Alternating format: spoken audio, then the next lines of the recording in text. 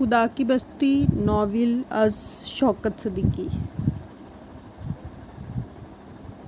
خدا کی بستی میں بسنے والے کرداروں میں ایک جانب جہاں کالا دھندا کرنے والے خان بہادر فرزند علی جو دولت کے حصول کے لیے پورے معاشرے کو گمراہ کرتے ہیں، نیاز جیسے ضمیر فروش، مکار، شاہ جی استاد پیڈرو جیسے لوگ جو چوری کرنے کی تعلیم دیتے ہیں، اور دوسری طرف معاشرے کی غلاظتوں کو دور کرنے کے لیے احمد علی، صفدر بشیر، ڈاکٹر زیدی جیسے جان قربان کرنے والے لوگ بستے ہیں، جو دولت و سرمایہ داری سے نفرت کرتے ہیں، مظلوم و بے کس انسانوں کی دلجوئی، ہمدردی اور امداد ہی ان کی زندگی کا مقصد ہے۔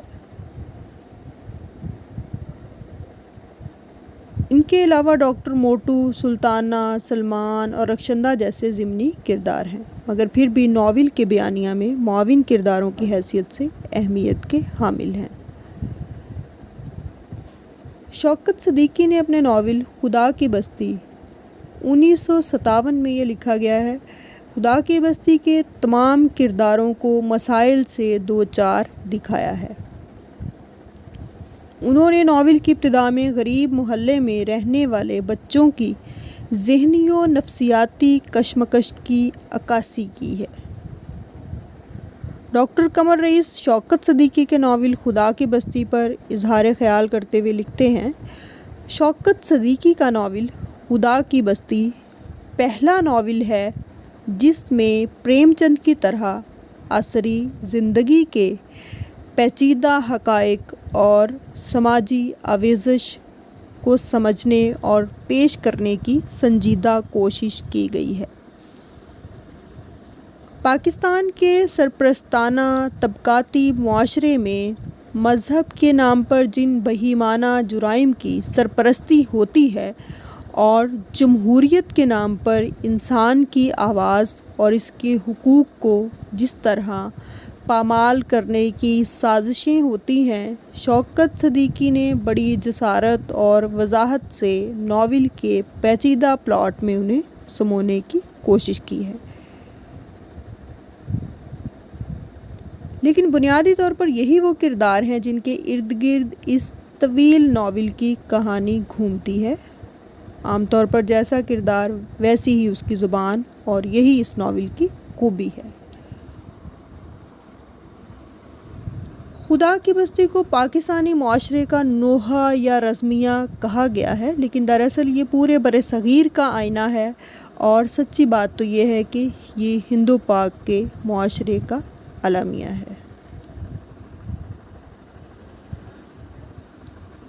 شوکت صدیقی نے یہ پورا ناول نفسیاتی انداز سے لکھا ہے۔ اس میں وہ کامیاب بھی ہوئے ہیں۔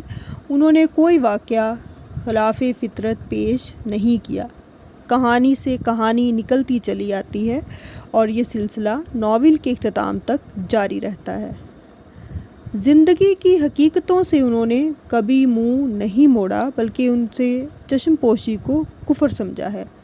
ان کی آنکھ نے جو کچھ دیکھا، ذہن نے محسوس کیا، اس کو انہوں نے ناول کی کینوس پر پھیلا دیا ہے۔ الغرض زندگی کی حقیقت اور سماج کی سچائی کو شوکت صدیقی نے شروع سے آخر تک ہاتھ سے جانے نہیں دیا۔ ڈاکٹر قمر رئیس لکھتے ہیں، انہوں نے سماجی حقیقت نگاری کی روایت کو نئی وسعت دی ہے جس کی تعمیر پریم چند نے کی تھی۔ ان کا طبقاتی شعور اور انسانی دوستی کا تصور ناول میں پریم چند سے آگے دکھائی دیتا ہے۔ خدا کی بستی کے تمام کردار ہمارے اپنے سماج کے کسی نہ کسی طبقے کی نمائندگی کرتے ہوئے نظر آتے ہیں، ساتھ ہی زندگی کی جد و جہد میں مصروف بھی نظر آتے ہیں۔ یہ سماج اور فرد کے تصادم کے نتیجے میں پیدا ہونے والے ایسے متحرک اور جیتے جاگتے کردار ہیں جو قاری کے دل و دماغ پر چھا جاتے ہیں۔ اس ناول میں ناول نگار نے زندگی کے واقعات کے پس منظر میں پیش کرتے ہوئے چھوٹی چھوٹی تفصیلات سے ماحول کی ایسی عکاسی کی ہے کہ تصویر واضح ہو کر قاری کے ذہن میں ابھر آتی ہے، اور وہ پورا معاشرہ جس کا ذکر ناول نگار کر رہا ہے اجاگر ہو کر اپنی تمام اچھائیوں اور برائیوں کے ساتھ سامنے آ جاتا ہے، جہاں قاری کو ماحول کے ساتھ کرداروں کو بھی سمجھنے میں بہت مدد ملتی ہے۔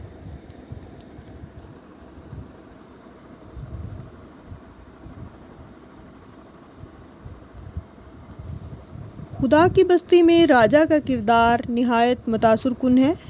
مصنف نے راجہ کے کردار کی تصویر ان الفاظ میں کھینچی ہے: لالٹین کی روشنی میں محلے کے کچھ نوعمر لڑکے تاش کھیل رہے تھے۔ ان میں سب سے بڑا راجہ تھا۔ وضاحت سے وہ آوارہ گرد اور لفنگا نظر آ رہا تھا۔ بڑے بڑے الجھے ہوئے بال، پھٹی ہوئی بوسیدہ قمیض اور گلے میں بندھا ہوا میلا کچیلا ریشمی رومال۔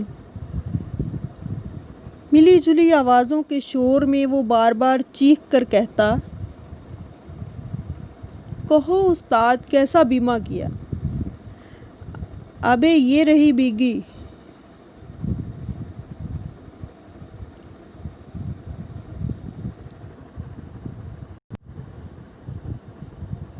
ابے یہ رہی بیگی، واہ میری جان میں تیرے قربان، سالو آج تم کو پڈا ماروں گا۔ شوکت صدیقی نے ناول کی تمہید میں جس لفنگے اور آوارہ لڑکے کی تصویر کھینچی ہے وہ راجہ کی ہے۔ ان تینوں میں راجہ نسبتاً زیادہ دنیا شناس، عمر میں کچھ بڑا اور ڈیل ڈول میں نکلتا ہوا ہے۔ بات چیت، طور طریقے، وضاحت سے وہ خاصا بگڑا ہوا معلوم ہوتا ہے۔ راجہ اس ناول کا ایک لافانی کردار ہے۔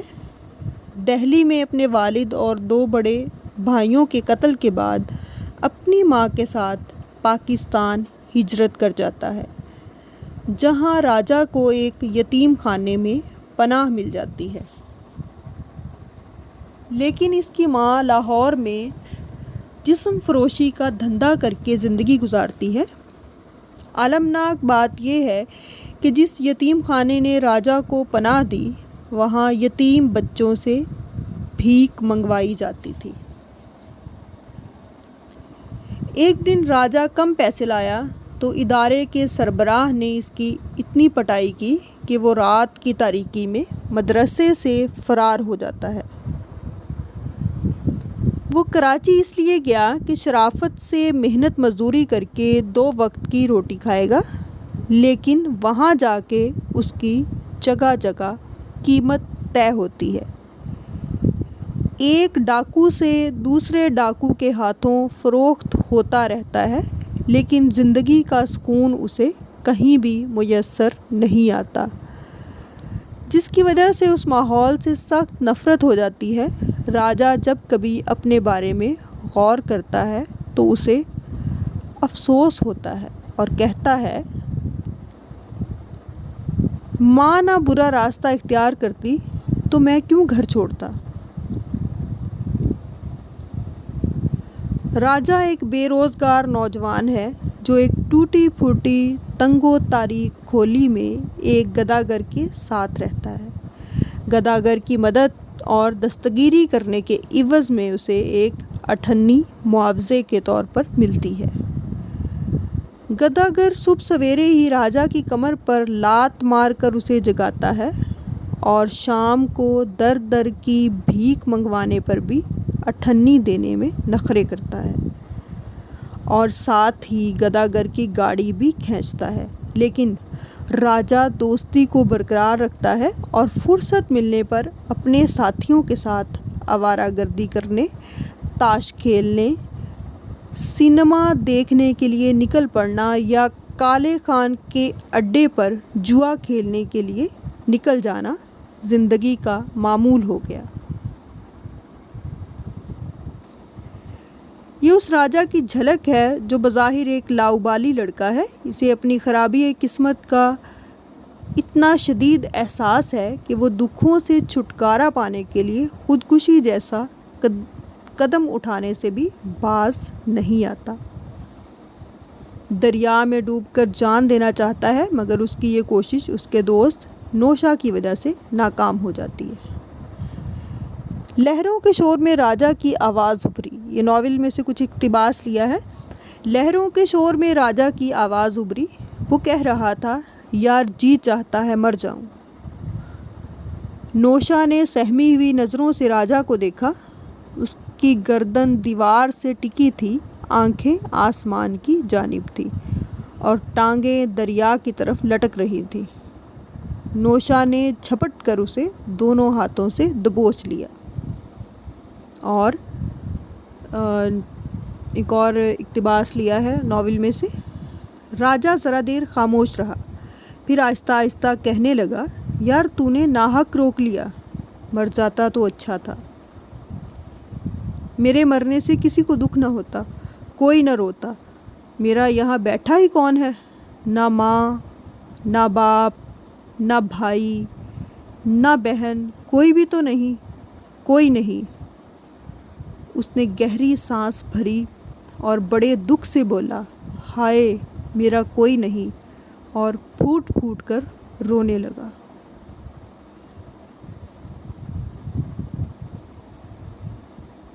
میری تو اپنی آنکھوں میں آنسو آ گئے، پڑھ کے بولنے میں مشکل ہو رہی ہے۔ راجا بدچلن، گمراہ اور بری عادتوں میں مبتلا ہے، مگر یہاں شوکت صدیقی نے جو صورتحال پیش کی ہے، قارئین کو راجا سے محبت و ہمدردی کا جذبہ پیدا ہو جاتا ہے، اس کی مجبوریوں اور مصیبتوں سے متاثر ہوتے ہیں۔ اقدام خودکشی کی کوشش کا واقعہ راجا سے ایک جذباتی قربت سی پیدا کر دیتا ہے۔ اس بھری دنیا میں تنہا ہونے کا دکھ اس وقت اور شدید ہو جاتا ہے جب وہ اپنے رشتہ داروں سے ملنے کو دل نہ چاہے۔ اس کی ماں زندہ ہے، لیکن راجا کے لیے ماں کا وجود ناسور ہے اور وہ ماں جیسے مقدس رشتے سے بھی نفرت کرتا ہے۔ ایک اور اقتباس ناول سے ہی لیا گیا ہے، یہ مائیں تو سالیاں سب ایک نمبر حرام کی جنی ہوتی ہیں۔ اب میری ہی ماں کو دیکھو، سنا ہے بہت ٹھاٹھ سے لاہور میں رہتی ہے، اور میں یہاں بھیک مانگتا پھرتا ہوں۔ یہ کہتے کہتے دکھ کا گہرا سایہ اس کے چہرے پر پھیل گیا، اور مزید وہ کہتا ہے، میں تو اب اس کی صورت بھی نہیں دیکھوں گا۔ سالی رنڈی پنا کرتی، کبھی مل گئی تو خدا کی قسم قتل کر دوں گا۔ راجا کا کردار بہت جاندار ہے۔ گمراہیوں میں مبتلا ہونے کے باوجود وہ خوددار ہے۔ اس کے اندر عزم کی قوت ہے، انتہائی ناموافق حالات سے بھی مردانہ وار مقابلے کی صلاحیت رکھتا ہے۔ یہ اتنے مؤثر انداز میں ہمارے سامنے آتا ہے کہ ناول کا ہیرو معلوم ہونے لگتا ہے۔ ایک مرتبہ ایک انجینئر کے یہاں نوکر ہو جانے پر اس کے خلوص اور محبت سے راجا کے فطری جذبات جاگ اٹھتے ہیں اور وہ انہی کا ہو کر رہ جاتا ہے۔ جب راجا کا گروہ اس گھر میں چوری کرتا ہے تو راجا بعد میں تمام راز فاش کر دیتا ہے، حالانکہ وہ جانتا ہے کہ وہ خود بھی پکڑا جائے گا اور سزا بھگتنی پڑے گی۔ آخر میں اسے کوڑ ہو جاتا ہے اور سڑک کے کنارے بھیک مانگتا ہوا ملتا ہے، مگر معاشرتی سختیاں اور تلخ تر حقیقتوں سے آخر کار وہ ہار جاتا ہے اور زندگی کی آخری سانسیں فٹ پاتھ پر لیتا نظر آتا ہے۔ ناول میں سے ہی اقتباس ہے، نوشا نے غور سے گداگر کے چہرے کو دیکھا اور تکلیف سے کانپ اٹھا۔ یہ راجا تھا۔ اس کی دونوں آنکھیں بند تھیں، سکڑا سکڑا جسم کسی مردہ جانور کی مری ہوئی لاش کی طرح گھناؤنا نظر آ رہا تھا۔ نوشا نے گہری سانس بھری اور آہستہ آہستہ چلتا ہوا اس کے قریب جا کر کھڑا ہو گیا۔ قدموں کی آہٹ پا کر راجا نے दर्दनाक सदा बुलंद की। उसके बदन पर मक्खियाँ भिनभिना रही थीं, जगह जगह फिंसियाँ थीं जिनसे रुतूबत बह रही थी। शौकत सदीकी ने राजा के किरदार की मदद से इस मुआशरती सूरत हाल का जायज़ा लिया है जहाँ अफलास और तंग दस्ती के मारे हुए लातादाद ऐसे बच्चे मौजूद हैं जहाँ मुआशरा उन्हें तहफ़्फ़ुज़ फ़राहम नहीं करता। तंग दस्ती और अफलास के मारे हुए ये बच्चे वालिदैन के लिए एक बोझ बन जाते हैं। ये बच्चे जिनके खेलने कूदने और पढ़ने लिखने के दिन होते हैं या तो किसी काम पर लगा दिए जाते हैं या उन्हें आवारागर्दी के लिए छोड़ दिया जाता है। उनकी बेहतर ज़िंदगी के लिए कोई नहीं सोचता, किसी को उनकी ज़रूरत नहीं। वो खसो खाशाक का ढेर हैं। ये एक मुआशरती अलमिया है जिसे शौकत सदीकी ने सच्चाई के साथ पेश किया है। शौकत सदीकी की का नावल जो है वो सादगी स्पाट या दिलचस्पी से खाली नहीं। पूरे नावल में मुसन्निफ़ की गिरफ्त बड़ी मजबूत है। कारी की दिलचस्पी और तजस्सुस शुरू से लेकर आखिर तक कायम रहता है। इसकी वजह सिर्फ़ उनके मौज़ूआत, कहानी या किरदार नहीं बल्कि उसलूब है। उसलूब की वजह से जो है वो कहानी में इंटरेस्ट पैदा होता है। तो इस तरह ये राजा के हवाले से कुछ जुमले मैं बोल के आपको बताऊंगी। जब एक राहगीर ने गदागर को खोटा सिक्का दिया तो वो राजा से कहने लगा, मुझे तो खोटी लगे है, जरा तो देख राजा। राजा ने अक्कनी इसके हाथ से लेकर गौर से देखी और वापस देकर बोला, एकदम कंडम है। गदागर जल कर बोला, यारो क्या ज़माना आ गया है, अब तो पब्लिक अल्लाह मियाँ से भी 420 करने लगी है। शौकत सदीकी मुआशरे की नाहमवारियों पर भरपूर तंज करते हैं मगर उनका तंज भी मुनफरद है। तंज निगारी में शौकत सदीकी को कमाल हासिल है। और जैसे कि कुछ जुमले हम देखते हैं। जब एक शख्स ने राजा को कोड़ी गदागर से दूर रहने का मशवरा दिया तो उसने इसे गंदी सी गाली देकर कहा, साले ने पैसा एक नहीं दिया, नसीहत ढेर भर कर दी। अब इस मुर्गी के जने से पूछो कि खाली नसीहत से तो पेट नहीं भरता।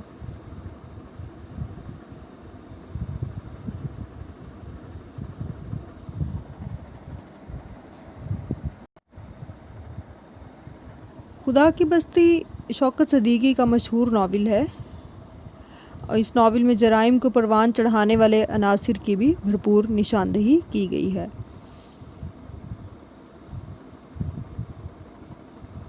शौकत सदीकी का यही ज़ाती मुशाहदा उनके जराइम पेशा किरदारों के दाखिली और ख़ारजी ज़िंदगी और उनके आमाल और अफ़ाल में हकीकत का रंग भरता है। मुसन्निफ़ ने खुदा की बस्ती में तकसीम के बाद पैदा होने वाले जुराइम का इहाता किया है और जुर्म को मुख्तलिफ़ रंगों में दिखाया है। खुदा की बस्ती में राजा, नौशा और शामी तीनों मासूम बच्चे मुआशरे की संगीन सूरत हाल और इसकी अबतरी को नुमाया करते हैं, जिनका कोई घर नहीं, जो लावारिसों की तरह फुटपाथ पर पलते और ज़िंदगी की छोटी छोटी खुशियों को तरसते हैं। ज़िंदगी की आसाइशों और सहूलतों का फुकदान उन्हें मुजरिम बना देता है। वो आदि मुजरिम नहीं थे, मतलब राजा का अगर हम जिक्र करें तो वो एक आदि मुजरिम नहीं था, इसलिए जुर्म के इर्तिकाब से उनके अंदर एक पशेमानी का एहसास पैदा होता है। वो बाइज़्ज़त ज़िंदगी गुजारना चाहते थे, मेहनत से रोज़ी हासिल करना चाहते थे, लेकिन मुआशरे के मफाद परस्त अनासिर ने उनके अच्छा शहरी यानी अच्छा इंसान बनने के सारे रास्ते रोक दिए थे। वो ऐसे जुराइम पेशा अनासिर के हत्थे चढ़ जाते हैं जो उन्हें अपना आला कार बनाकर अपना मकसद पूरा करते हैं। तीनों दोस्त एक दूसरे के हमदर्दो गमखार थे। राजा कोड़ी भकारी की गाड़ी खींचकर रोज़ी कमाता था। इस तरह हम जिक्र करेंगे आगे शामी का, नौशा का, तो एक एक करके जो है वो हम सबका جائزہ لیں گے سب کرداروں کا کہ ان کے اندر کیا خصوصیات موجود تھی۔ تو جب یہ کراچی پہنچے ہیں تو نوشہ اور راجہ حالات کے ہاتھوں شاہ جی جیسے جرائم پیشہ کے اڈے تک پہنچ جاتے ہیں۔ شاہ جی جرم کے ایک مرکز کا بانی ہے، وہ باقاعدہ لڑکوں کو تربیت دیتا ہے، چوری چکاری اور جیب کاٹنے کی جانب راغب کرتا ہے۔ اس اعتبار سے وہ ہزاروں گھرانے اجاڑنے کا ذمہ دار ہے، وہ انہیں بڑی بڑی کوٹھیوں میں ڈاکہ ڈالنے کے لیے استعمال کرتا۔ اس کی وجہ وہ غربت اور مفلسی ہے جو شاہ جی کے گھناؤنے فعل کو مزید تقویت دیتی ہے، اور یہ غربت اور مفلسی معاشرتی استحصال کی کوکھ سے جنم لیتی ہے۔